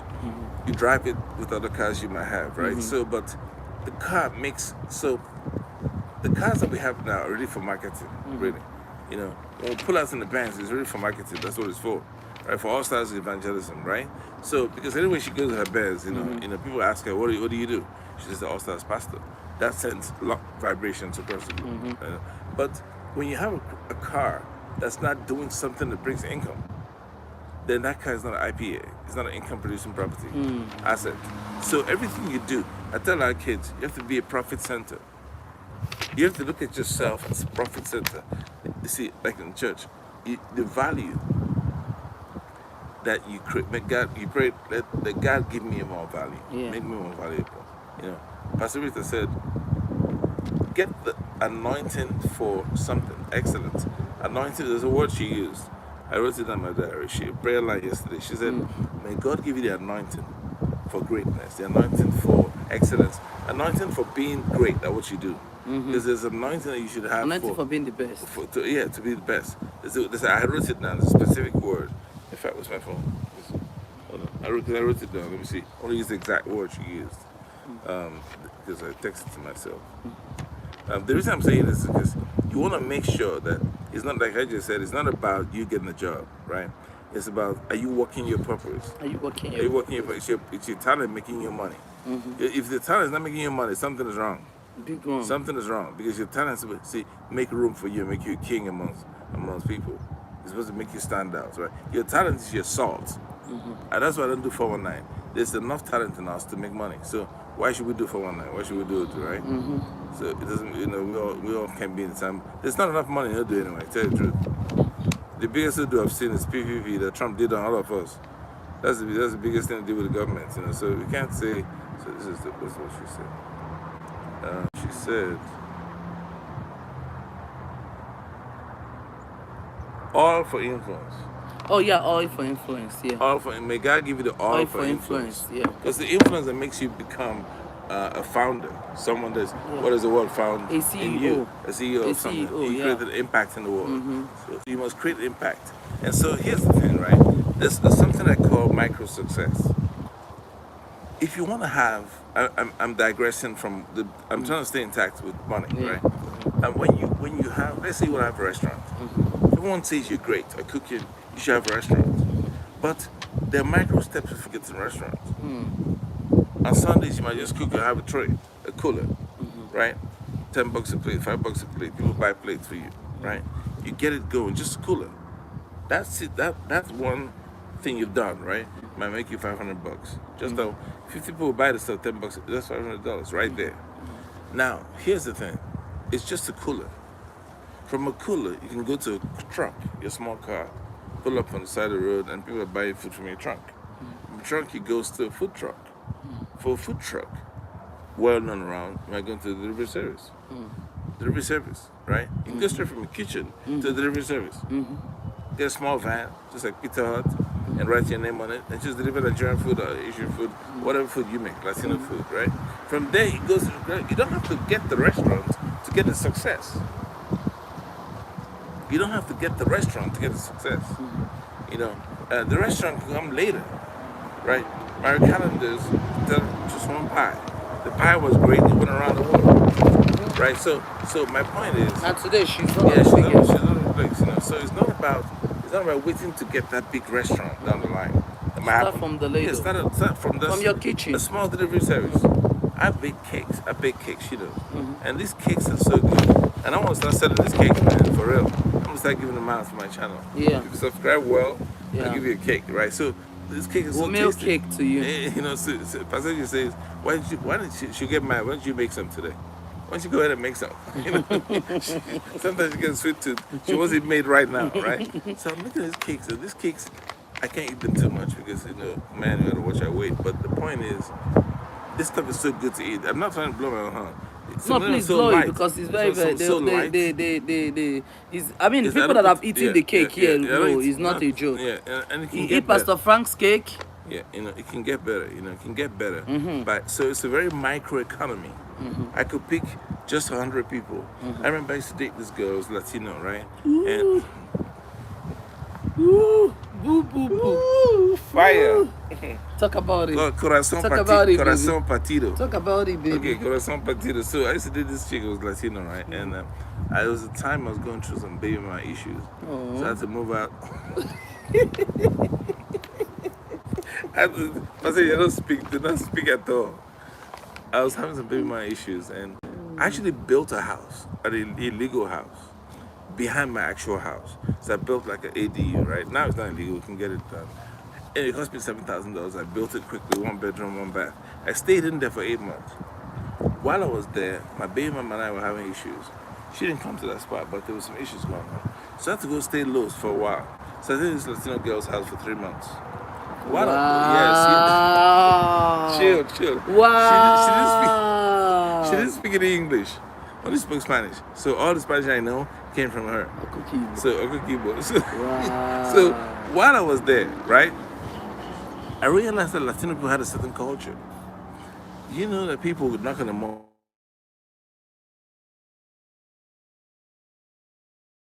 Saturday, they knock on the door in the morning, Saturday morning, right? And they bring a baked cake. It's like a pan, small brown cake. And they will always bring it to the door. But I didn't speak Spanish. So when the lady will knock, I'll bring it outside, start eating the cake with coffee. In the morning, they say, Frank, somebody better deliver, where's the cake? You know, I didn't know the cake was for the family. But the point I'm trying to make is, they have this little people that serve this cake to $60. Old lady, like tamales. They do something with tamales. So they have this, you know, ecosystems where they serve each other. They have a van, it's called Tapatio. They drive a small van, and the van has a grocery store, has like vans inside. Yeah. They drive by your house, you want to showed buy me that pad, one before, want to buy pad, it's San Pedro. You showed me that, Yeah, it was yeah. just parked, and this van's parked on the streets. We always live in San Pedro. They'll park on the street, and they'll be open till 4 a.m. in the morning. And people will buy stuff. So I learned so much about Latino culture, about how they do it without corporate America or without mainstream America. They even have their own banks called Opportune. I was like, yo, man, these guys are really moving.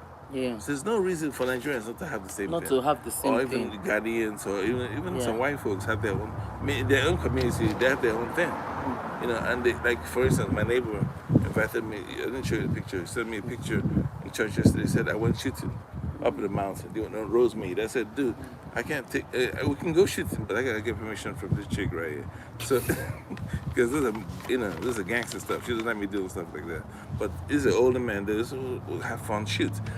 My point is, you can create your own small economy. If it's Ghanaian soup, you know how to make well, swallow, or if it's rice, don't wait till you have the big restaurant. Do little by little, right? Yeah. Dave, 1 second, let me get some coffee. Yeah. Yeah, man. Yeah, We're almost rounding up. Oh, Yeah. 3 o'clock. Give me a second. 1 second. Okay, so I mean, it's very important. I see Pastor Fan likes to talk about. He likes to teach business. That's what he teaches in college, anyways. So he enjoys to teach business. Anytime you get into business, just leave it for him. I don't know much about that, so I don't even like to speak in that. I just echo what he has already said, you know. But very important that your dreams. So if you're getting into marriage, you already talked about how do you make your money. Always try to understand how the person makes their money. Let it not just, oh, this person, okay, well, if there is no 9 to 5, what then happens? So the next one is you have to also pay attention to the person's goals and dreams. Ask them, what are your goals and what are your dreams? What are your goals? I'm going to be on prayer line very soon, so we're going to round off in the next 5 minutes. So try to find out what the person's goals and visions are. So you'll be shocked to know that a lot of people don't have visions and goals. I'm telling you, a lot of people, they're just busy praying, no, I want to marry, without no vision, without no goal. So find out. In fact, I don't just ask what are your goals, I ask you what are your next 5 to 10 years goals. I was speaking to someone that Pastor Franq was talking about in the car the other day, and I asked the person, what are your goals? Like, okay, I know you want to be abroad. If there is no abroad, what are your goals? Okay, I know you want to be a doctor. If there is no medicine, like, so just have a goal. Have a goal. That you have a job or you have a profession is no goal. In that profession, what are your goals for yourself? What are your targets in that profession? Oh, I studied fashion design. Okay, fine. What next? If there is no company that hires you, what next? What can you do? Those are very, very important questions. People tend to ignore these questions, but they are very, very, very important. Like I said, when I met Pastor Franq, of course, he's a college professor and all those things. But beyond that, what are your goals? If the school closes down, if they sack you, what can you do? What are your goals for yourself? Oh, I want to retire here. So just ask those people. You understand what I'm talking about, right? You guys understand what I'm talking about. So find out what their goals and their inspiration, whether they are male or they are female. Find out if it is something that you can incorporate. Try to find out if you can incorporate those goals, and they're very, very, very important. Let me get through this. And okay, yeah, very, very important. Tenny said, Prophet, these men even lie about goals and dreams. Hish. And Joker said, so true. What's next is a real and important question. Yeah, so let me answer Temilade very. See, in everything that we are saying, people are always going to lie. That's the truth. They are always going to lie. But there are things you cannot lie about. And when people tell you their goals, ask them what they have done to that effect. I'm a person, Pastor Franq will tell you, I'm somebody who don't believe in I want to. Show me. Okay, so if you want to start it and show me, I want to see what you can do. It's not a matter of, oh, I want to do, I don't want to do. If somebody can lie about what they want to do, but somebody cannot lie about proofs that they have. So when they lie about, if somebody wants to lie about something and the person knows that you're going to want to see the proof, the person is definitely going to be truthful about it. Hi Takare, good afternoon. Okay, Takari said, I was taught to learn about a person's faces. Yes, family background, attitude, compatibility, experiences, skills they bring into the relationship. Yeah, very, very important. But people can actually hide these things. Now, people can hide these faces. People can hide their family history from you. People can hide about their skills. But if it comes to now showing it, go back, they cannot lie about proofs that they can't. Evidence doesn't lie. Let me put it that way. Evidence does not lie. Evidence does not lie. And again, understand that people can have a certain background, but them have also changed. Like for example, there is this person that I know. She told me herself she got married to the husband because of his family. She got married to the husband because, his family were, well behaved, well this, everybody in their family. But he was the prodigal in the family. And I've also seen someone that everybody in the family is prodigal. In fact, I met a new friend of mine a new person. I met the person this recently. Person says she's married to an American to an American person, and in the husband's family they are all like this. The husband is the only exception, and she married that exception. You see that? So family background can also lie. Whether the person is Africa or America, or just try to find out who they are. I mean, background can also help you to give you an idea on what you need to work on, but still understand who they are. Very, very important. So their goals and their dreams, like I said, no matter how much people tell you their goals, it's like someone will tell you, oh, I want to go to school, I want to be a student. Okay, what have you done to that effect? Okay, you didn't go to school, but you want to go to school. What have you done to show that you want to go to school? Oh, I've applied here, oh, I've written them. That they've applied is not even enough. How many times have you disturbed them in a week? How many times do you disturb them in a month? So those are the things that will also show you a proof that, okay, this person ain't playing. Okay, so another thing that we're gonna look at, I'm gonna look at two more things and then we close. Why do you want to marry me now? I was speaking with one of my daughter's fiancé, and the person said, I asked the person, why do you want to marry? How did you know she's the one? He said, oh, because she has helped me a lot. She has helped me with my spiritual life, with prayers. She has helped me financially. She has helped me emotionally and all that. I said, okay. I said, so if she stops praying today, would you still love her? If she's no longer there emotionally,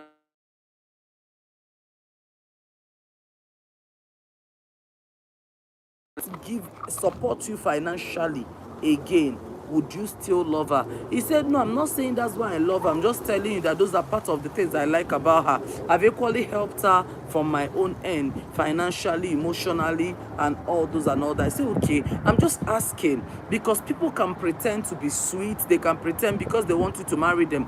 So what if tomorrow this my daughter stops praying? Would you still want to marry her?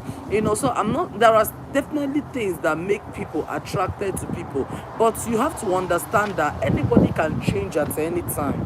You have to also have that at the back of your mind. So always ask them, why do you want to marry me now? Some people tell you, I want to marry you because, okay, one of the things he told me was that he wants to marry her because, he said, I know I'm due for marriage, so I want to marry because I know I'm due. I said, so are you just married because you're due for marriage? Say no, he's not. So I mean, I liked his response, no cap, but it's still very important to understand. It's still very important to understand what the person actually wants or what the person is actually expecting of you, so that you'll be able to balance it out and say, okay, is this something I can give in? Some guys want someone that will come and baby them. Some people want people that will come and put food in their mouth. Some people, the same thing with some women. I've heard some women say, I want to be a housewife. Please, thank you all that share, thank you all that clicked your like button. I really do appreciate you all. Please continue to share. Oh, thank you. It's so cold here, guys. You don't understand. Thank you so much, babe. You guys don't understand. It's so cold. It's cold out here. So cold. Like, I didn't even know Pastor Frank noticed I was cold. Yeah, thank you, babe. So, you see, The best wrap up. yeah. So I was telling them about why do you want to marry me? Can you speak on that? Then I want us to talk about. Why do you want to be with me now? Yeah. Right, 10. Yeah. 10, right? Yeah, 10. Why do you want to marry? So why do you? This is a question that I derived from the book that I wrote. And when a man meets a woman. When a man looks at a woman. A woman. And I think that. Please, if you've not seen that book, go and get it. It's in Amazon. When a man looks at a woman, he's gonna help you. I promise you that. Yeah. Go to Frank. Let me put the information on the thing. Yes, sir. Real quick. Let me type it in. You put it. Let me get the link. Let me get the link, guys. So here's the reason, right? The reason this is crazy, like why I think it's very important that you pick up this question is because Franq.com, yeah. Just put it on the. I will. Yeah, Okay. but I want to get the link for that book, that your book itself. Look at it. That's what I'm telling you. You see how I put Franq.com? Yeah. Once you put it, take them to your home. Watch this. Oh. Watch this. Oh, is that what you're talking about? So, Okay, so the book actually has a link to get to you and I, all your books, all my books. So Yeah. I think it's here. Let me see. So I'll give them this link. So this link takes them to the actual page where the book is. Okay. And all the other books are written. So this link has all the books Apasaji and I working on, all the books we have in Amazon right now. So Did you copy it? I'm gonna copy it right now. Let me see. Thank you for showing me that.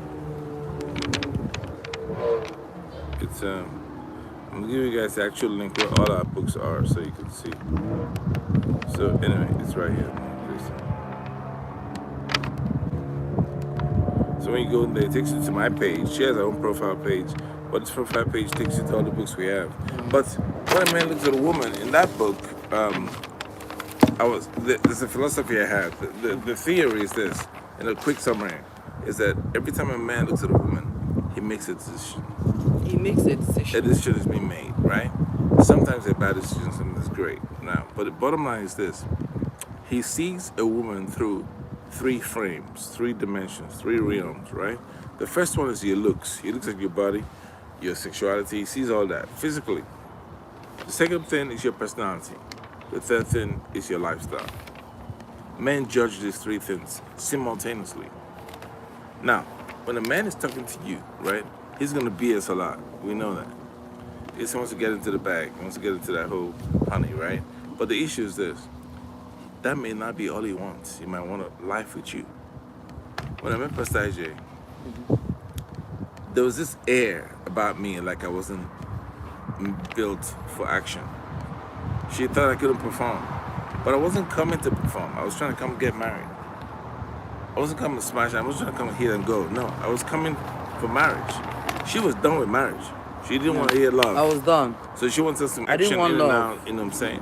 Money for back, what is it? Money for hand, back for ground. Money for hand, back for grand. Yeah. That was her tempo, right? Thank God for Jesus. So Holy Spirit me, I was- activated. yeah, thank God he activated because she wasn't trying to hear me out, you know? I was all about romance, trying to get married. She was Nope. on a whole different page. I was done. So here's the thing, right?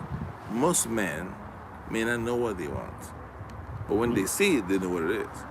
So my ex-girlfriend before Pastor Ajay said to me, I was with you for 3 years. Nothing happened. 3 weeks after you meet this lady, you're married to her. What's up, man? I want to meet her.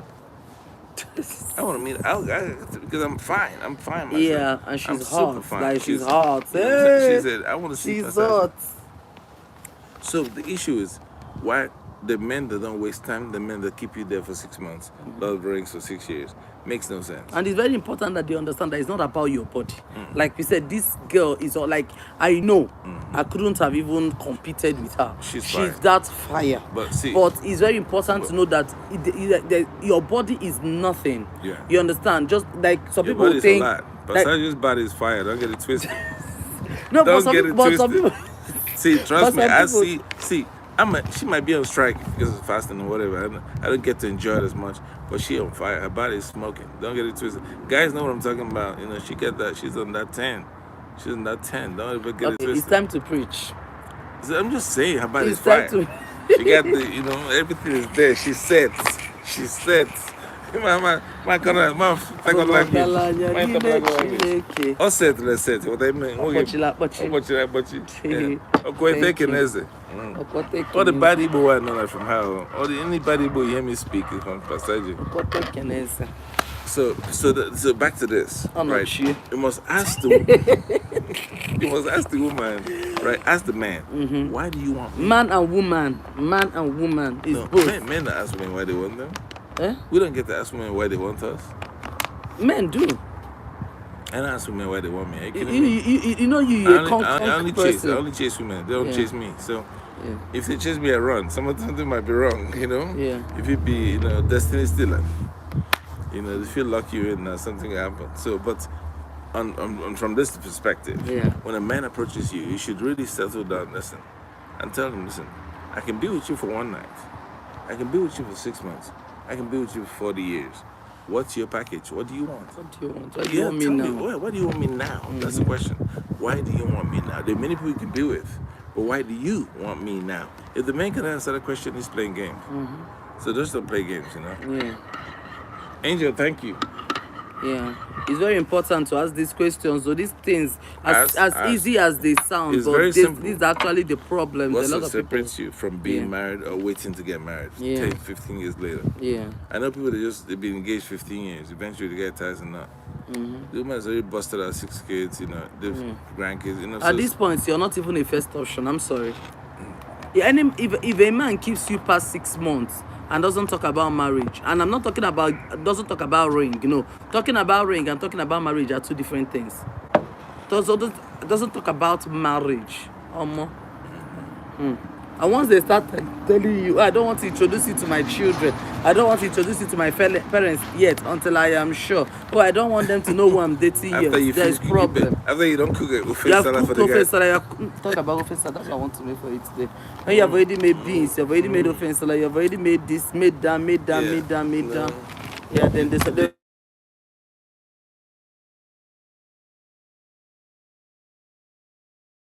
you have He's already washed your bra. you have even broken your celibacy, you have broken God's covenant.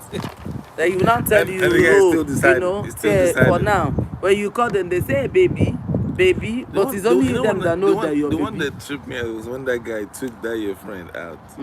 The one that's where they work for, Action. The guy take him out, right? Constantly. I didn't feel the vibe. I'm like, man, Yeah. if I had taken you out, Yeah. you'd be pregnant. You'd be pregnant right now. Which kind of vibe? You don't feel it. Which vibe? Yeah. There's nothing to feel. Again, water. Yeah. Again, ice cream. Carry ring, get married, they'll just be wasting time. I'm tired of guys just wasting women's time. Wasting and when the women's women time are for hot, nothing. Yeah. hot, they remember me when Hot, they're single. hot. Then where the corrupt men, where the strong men that have to attack women. Now I see all this nice Is it not because, it's metrosexual because men, God has helped you? tight pants. It's because God has helped you. No, see me myself, I go give, God gave you uboge. go give me the hand to hold. When I met Passager the first time, I kidnapped her. I wouldn't drop her off at home. I took her from 10 p.m. to 5 a.m. I refused to drop her off. You gotta kidnap their destiny. Me, I hold my destiny for her tight. This muscle is not from the gym, it's from holding destiny. from fighting not to be homeless, for getting that money, from fighting on the streets for money, and holding Hey, Jasby said, do not give wife benefit if they're not willing to make you a wife. That's right. If he said, thank you for being here. Yeah, but it's very important though. Don't give. Eh? See where if he spells her name, I like that. Yeah. So, but this is very important too. That's how our name is spelled on my phone too. Oh, okay. It's very important that you understand these things. So, don't go and give boyfriend what is due for husband. Do you understand? Don't give it to boyfriend.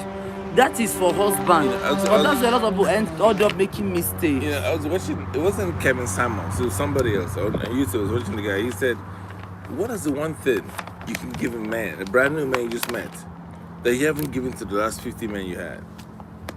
What is special about you that you're gonna give to your future husband? That you haven't given to any man?" And these are questions that is very important that you ask them. I never even believed in this kind of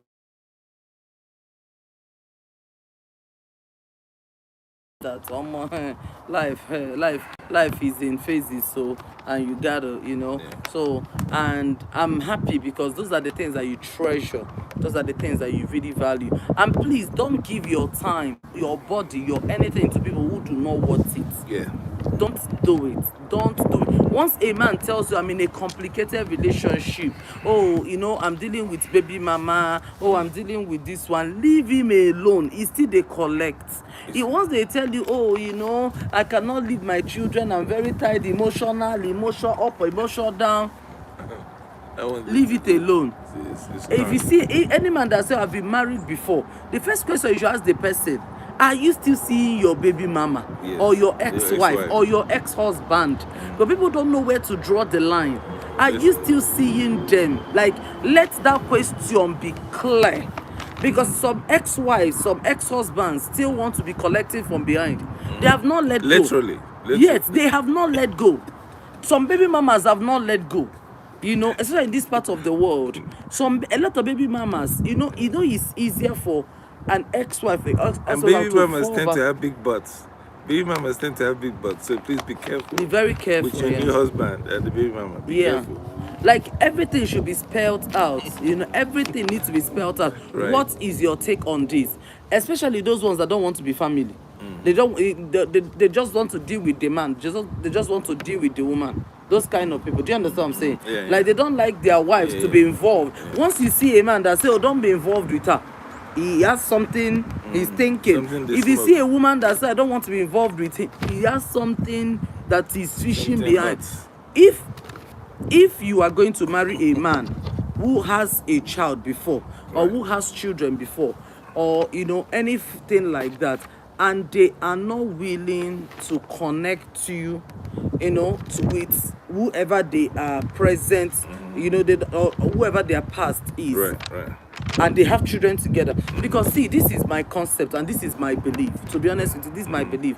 I believe that if my children's dad has a wife, I should not deal with him. I should deal with the woman. That's my personal belief. Right. And also, now I could be wrong, because remember, I'm not a professor in these things.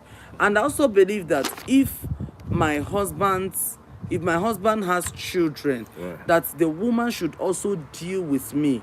You know, because for crying out loud, women are the ones that know about children. Right. You know, so but some men are very, very big on, oh no, let me be the middle person. If you want to talk to the children, talk to me. If you want to do this one, do this one. People don't know where to draw the line from. And before you know what is happening, one day You're back they in want love. come carry pikin, they can't carry me, we can't go lunch, we can't go dinner. Touchy, And so touchy. before you know wetin dey happen, see, you don't chop am touchy, before, touchy. it's very easy to chop again.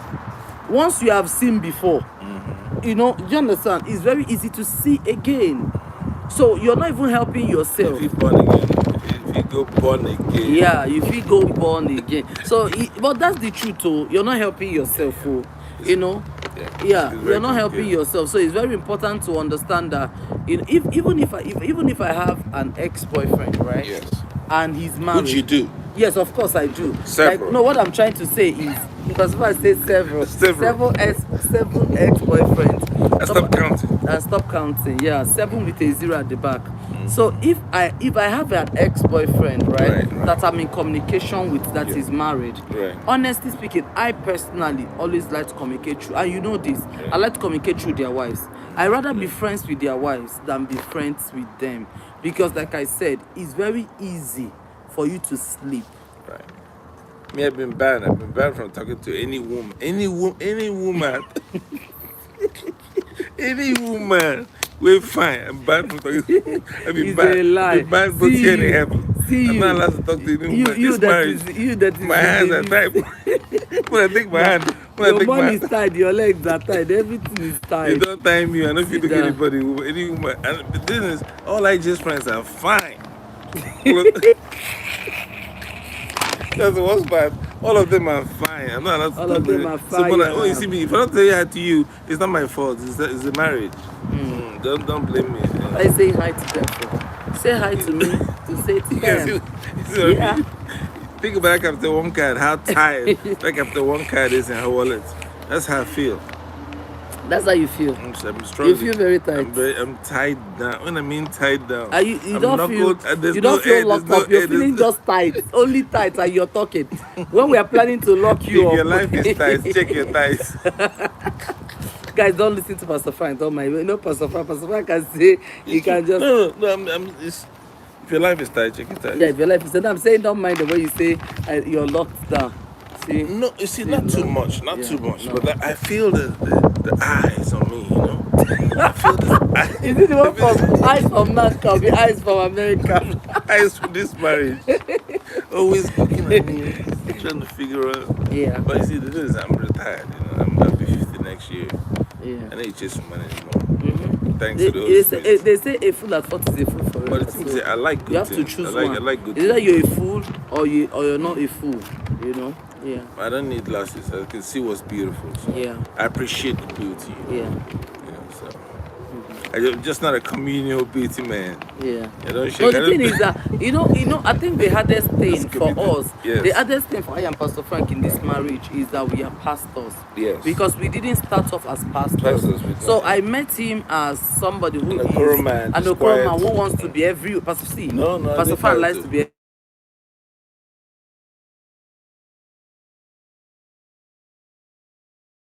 But trust me, this man right here, he She calls me cannot Jegede, get the Jegede, shocker. You're like, he Jegede. can't, and we have different concepts. I'm a homebody. Pastor Frank is an outdoor person, so he likes those things. But it's kind of is the life of a party. So kind of person that can just come into it. I'm telling you, see, don't leave this face. Don't let this face deceive you. Pastor Frank is the life of a party. He can just come in here now and Action start bringing starts. out drinks, start bringing and action starts. So that's the kind of person he is. But Right. I'm the opposite of it. But unfortunately, I look like the other one, and he looks like the other one, but it's actually the opposite of it. So it was easy for me to blend the ministry.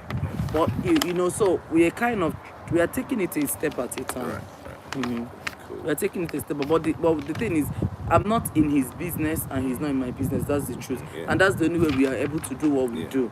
I don't actually have the time to be her business. No. No, she doesn't have too much time. No. So Pastor Bank is in his business. I only focus on anything that has to do with ministry, spiritual, yeah. So I don't have time to be in his, and he doesn't have time to be in my business. Yeah.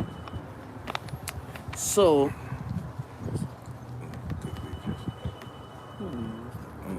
See now we so back to okay. Hey, yeah, get the cameras out. Let's get this done. Okay. Okay, go. So guys, let's this last one that we talked about, why do you want to be with me now? Please ask that question. Be very clear on that. If a man is just looking, if a man wants to marry you just because he's desperate about marriage, it's not enough. He wants to marry because it's time for him to get married. Yes, that is wrong. That's That's not good. wrong. Or he wants to marry you because you're fine. Completely wrong. Make sure that nobody is marrying you because you're fine. Nobody is married because they want to get married. Nobody is marrying you because of your profession. Just ensure that whatever the person is doing with you is legit. The person is marrying you because they want to clean it. Clean it. Take care. That's good. She can use that. That's what it's after. Okay. So just ensure that anything that you're doing is well calculated. And then the last one I'm going to talk about, and then we close for today, is do you want a casual relationship or a serious relationship? Yeah. Most times,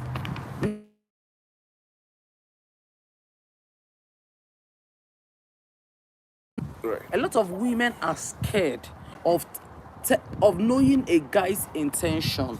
I was listening to an interview the other day, and the lady was saying, throughout the years I was with this guy, I never asked him, I never told him, I never asked him anything about marriage. Okay. That's not a testimony. Do you understand? Because that guy could have dumped your butt. So that's not a testimony. If you're gonna be with someone, it's okay to find out where the relationship is leading to. It doesn't make you desperate. It does. See, Makes the you truth proactive. It makes you proactive, so that if you're in this for this, you know what you are in for. That's the most important part of Yeah. all the questions we've asked. Yeah. It's really about what do you want to do with me? What do you want to do What are we with me? doing? What are we Yeah. doing? Don't wait 6 months to ask that And even question. if a guy is asking you out, ask the guy. It's okay to tell a guy, are you asking me out that we are going to be from relationship to marriage? And then how Or you just long trying do to you play with my intend to learn who I am? Because some guys will tell, oh, we're taking it a step at a time. To where? A step at a time to After where? not collect finish. We see the step of You know, a step at a time to where? Because the truth is, we are not trying to pretend here like everybody's born again. In fact, Right. even some pastors still collect. Some born agains collect more than unbelievers say. So we are not trying to pretend here that like we don't know you collect. You understand? Now we preach that it's better because that was one of the things that helped us. Because while we were learning each other, because there was no sexual entanglement, I was able to see who you were, Right. and you were able to see who I was. You know, so once there is a sexual entanglement, it kind of hides a lot of things. But at the same time, we are not stupid to know that people are collecting. Yeah. So you will go and a guy is telling you, oh, I'm taking it a step at a time, and then he will come to the house, he will rob you, you know, stop now. This thing is moving now. You'd like to be inquisitive. So what I told people, Pastor Frank and know they stay one place. Pastor Frank is, this one is a busybody. No, I get action for luck. Second to me, should say. Yeah, I tell you guys, this guy, for me to see Timmy every Monday, he loves all of you. I promise you that. So please don't. And we're going to continue from this. We are going to. If there are questions that you also have in mind, or there are things you think that people need to ask, remember what we are asking yet are things that you need to know. We are still going to come into blood group, genotype, sexuality. This is 3 pages. It's 3 pages. Pages, and we must finish every one of them because they are very important. crucial, We are going to be talking about sexuality. We're going to be talking about even children, number of children, sex of children. We are going to be talking about family, how you handle your family, extended families. You know, we're going to talk about conflict. You know, how you handle conflict in marriage, your perception about marriage. You know, so these things we are going to be talking about. And until we meet again, we just want to tell you guys, thank you for being a part of this broadcast. And of course, you know me, I have an identity. I must pray for you before I end. I have an identity. See, if I don't pray for you, I must pray for you before we leave. You know, but I want to encourage you. You're doing the right thing. Even if you have not seen the right person, it doesn't mean you're doing something wrong. It just means that the person who is the lucky one has not come yet. And the lucky one is definitely going to come. Or his eyes are not open yet. Or his eyes are not open yet. Because remember, Adam was sleeping when God was making Eve. So when Adam woke up, his eyes might be crusty. Yeah. So that's why God had to bring her to him. So pray that God brings you your Eve. And for men, pray that your eyes are open. That the sleep come up in your eyes so you can see what's around you. Because sometimes you might be amongst people that, like, remember, I was with you, but I went to Houston. Yeah. Oh, yeah. Because I was actually with Pastor Frank, and he went to Houston to propose to another girl. Yeah. But when he went there, he had a vision about me, an open vision. Like he was on the mirror, and God brought my picture to him. I called LA. Yeah. And even that was there, I didn't even know him. That's crazy. I called my female team in LA. He had my picture. He saw me and he was like, I like this girl. He had my picture, but he didn't know that I was the one. And me, he was there. I did not see him. So it's very important that you... She's shouting, drop it. Drop this? Yeah. It's a piece of rock. Can I play with a rock in the house? Okay. So... She's taking pictures. She needs to get... Yeah. Right, so. Yeah. Pastor Van, they say that's deep. Yeah, it was deep. Yeah. It cost me some money. Yeah. It's too deep. We're going to talk about how much that ring cost. Because she was supposed to shave me on the $10 of the ring. We're gonna come back with this next week, Monday. And until then, stay encouraged.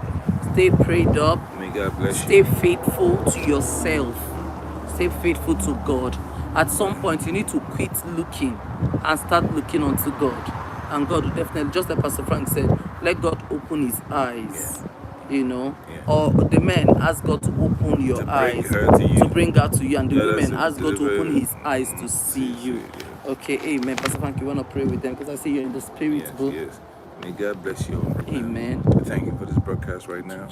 We pray that the blood of Christ covers you throughout the Spirit, especially as we come towards the last 2.5 weeks of this year. May God protect the works of your hands and bless you with increase. And remove bad influences from your life. Protect you from COVID-19 and pandemic. And surround you with peace and grace of God. In the mighty name of Jesus, I pray. Amen.